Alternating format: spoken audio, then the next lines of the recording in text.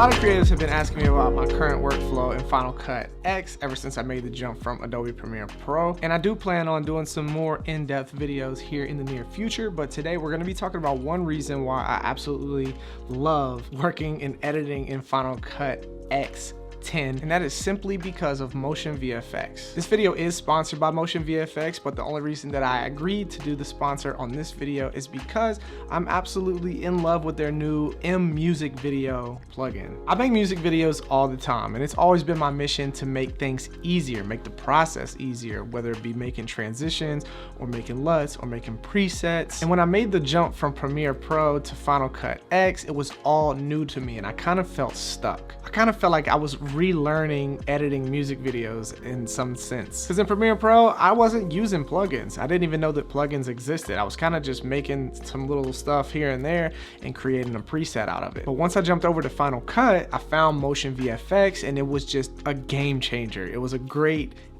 jump start into editing music videos in Final Cut Pro X. So MotionVFX made something really cool. The mMusicVideo plugin. It has transitions, camera movements, it even has LUTs, it has titles in it, and it also has a bunch of effects, which is where I kind of use this plugin. Not only do they have it in Final Cut X, but they just dropped it for DaVinci Resolve. So DaVinci boys, is lit. I want to jump on my computer real quick and show you guys some of the effects I've been using out of this plugin, and show you the stylistic looks I've been achieving with the click of a button. I don't even know how to express to you how easy it is, so I'd rather just jump on there and show you. So let's get into that right now. All right, so we got a music video pulled up. This is a music video I shot for my boy Option. I've been editing this for a while now. I shot this a while ago, but I simply wanted to show you guys the main thing that I've been using a lot with this mMusicVideo plugin. So once you come in, you got your projects and everything, you go to your titles, you know what I'm saying, you click this drop down, and here you have music. As you can see, I have other ones as well from them because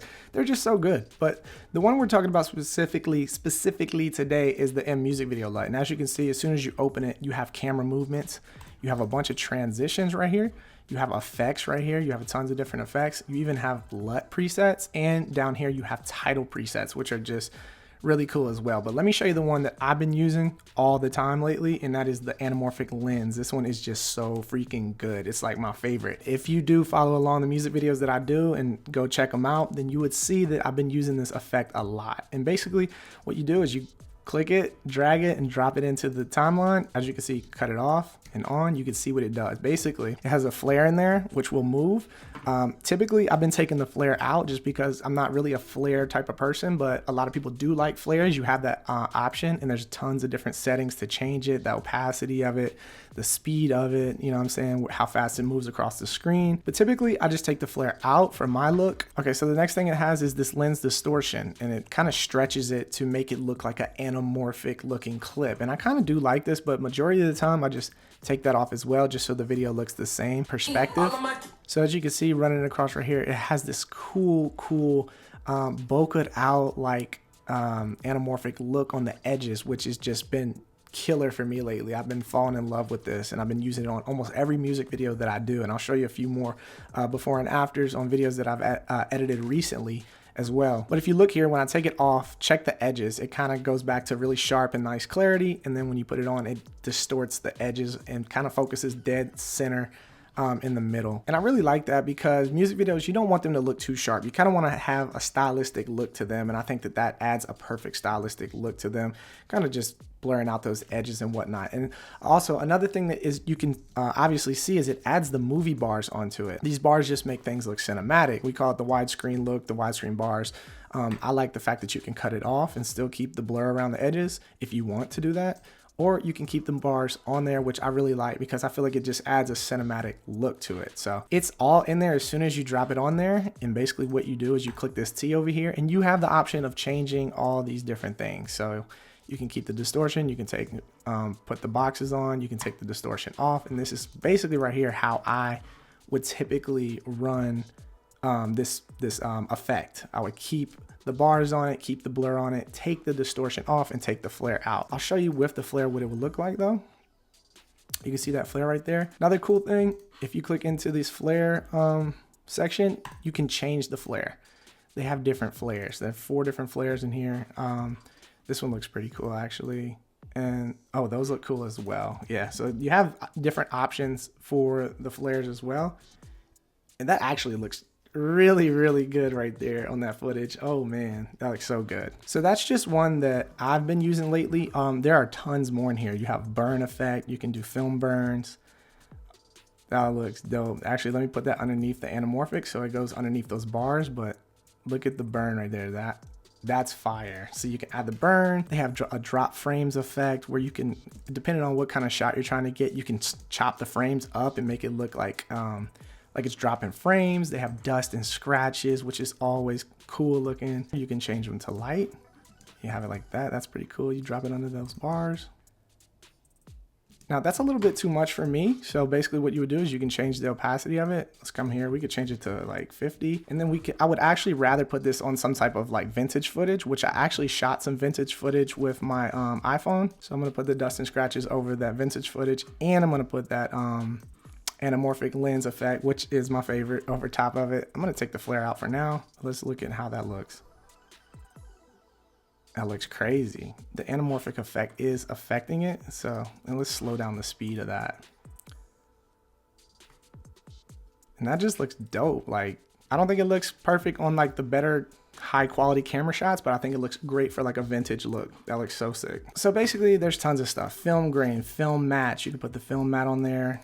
And let's take the anamorphic off for now. Put the film mat on there. You can change these. They also have an animated in and out for the effect, but I just cut it off when I'm putting it like over all my clips. And you can change the frame too. They got different frames, like frame 1. Let's see what frame 10 looks like. Frame 10 looks pretty cool. Make it big screen. You can see it's got like the rough edges all the way around. It just looks really nice. That looks dope. They have just the letterbox if you just want to make like the movie widescreen letterbox effect. They have the animation as well. So if you're trying to just make it come in like that and then have it come out. A lot of YouTubers do that for like when they bring in cinematic sequences, maybe in a vlog or something, they like have the movie bars slowly animate in. But here with MotionVFX, they automatically just pop up and go in. So that's really dope. And you can cut it off if you just want it to be all the way through as well. And they have spotlight. VHS effect is really dope as well. It has options that you can change too. You can add the TV noise or take it out. You can take the static out or add it in. You can take the desaturation out. You can change the shadows and midtones colors. Let's see if we put like some blues in the shadows. And then in the midtones, let's go for like skin tone. Add some warmth into the highlights or like yellow warmish. Now that's looking dope. Let's see, that looks like some real VHS like vibes. Like, you know, you could just, that's a regular camera right there, but it looks like it was shot on like a VHS camera. That looks so sick. They have titles and stuff like that. Some of these titles are really cool too. Like, let's just bring in a title, maybe like say this was the intro, and they have this really cool animated like come in, and basically all you do with these is you just click on it, go to the type tool, and then you come here and you can change, let's say option.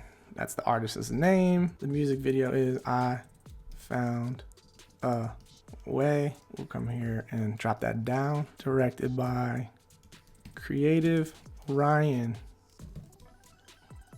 And then boom.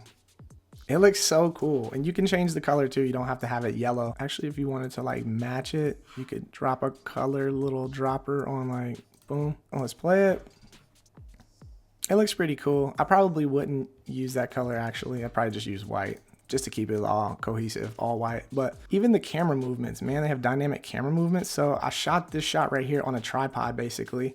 And if you add in some of these camera movements and we run it, it will do some crazy like movements on it. And I shot this on a tripod, so it's really cool. It's cool and easy and convenient to shoot something on a tripod and then add in the camera movements later for a music video. It just looks so good like that. You have rotate. Let's put a rotate on there and see how that works.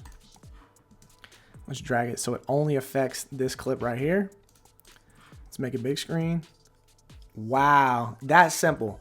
That simple to get that cool rotating effect like that. You just drop it on there and let it roll. I almost want to use this now. I almost want to use this on the music video. That looks so crazy. All right, so I've opened up another music video that I actually finished editing and got back to my client already. But as you can see on top, the anamorphic lens was used. That's one of my favorites. But if you can see here, If you take it off, you add it on, it adds that kind of blurry effect up here around the edges over, and it just makes it look cool, man. So let's play it.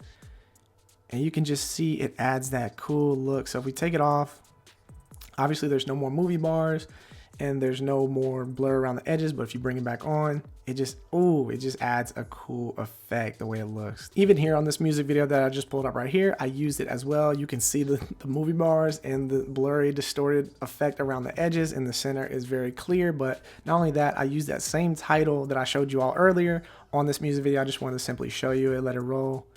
Presenting Never Been Without, directed by Creative Ryan, into that intro shot, and it looks so cool. It's so easy. It just animates in with the blur effect. It's super nice.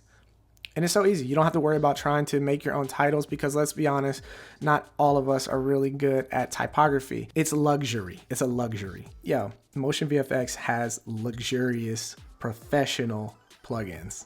Word. So that's it. I kind of just wanted to show you some of the things I've been using to up my music video editing lately here in Final Cut Pro 10. And not only that, they have tons of other plugins on their website as well. Whether you're a YouTuber or you're making stuff for clients, they have titles, lower thirds, titles, they have effects, transitions, all camera movements, all different types of plugins, tons and tons. So if you think this is something that you could use or would be handy for you, make sure that you use my link down below to go sign up for MotionVFX, because it lets them know that you're coming from here. It lets them know that you're coming from the Creative Ryan YouTube channel. So it helps me out, and it will also help you out because their plugin game is just crazy. If you made it this far in the video, thank you so much for watching. Slap the like button, drop your boy a comment, and I will see you guys in the next one. Until next time, creatives, peace.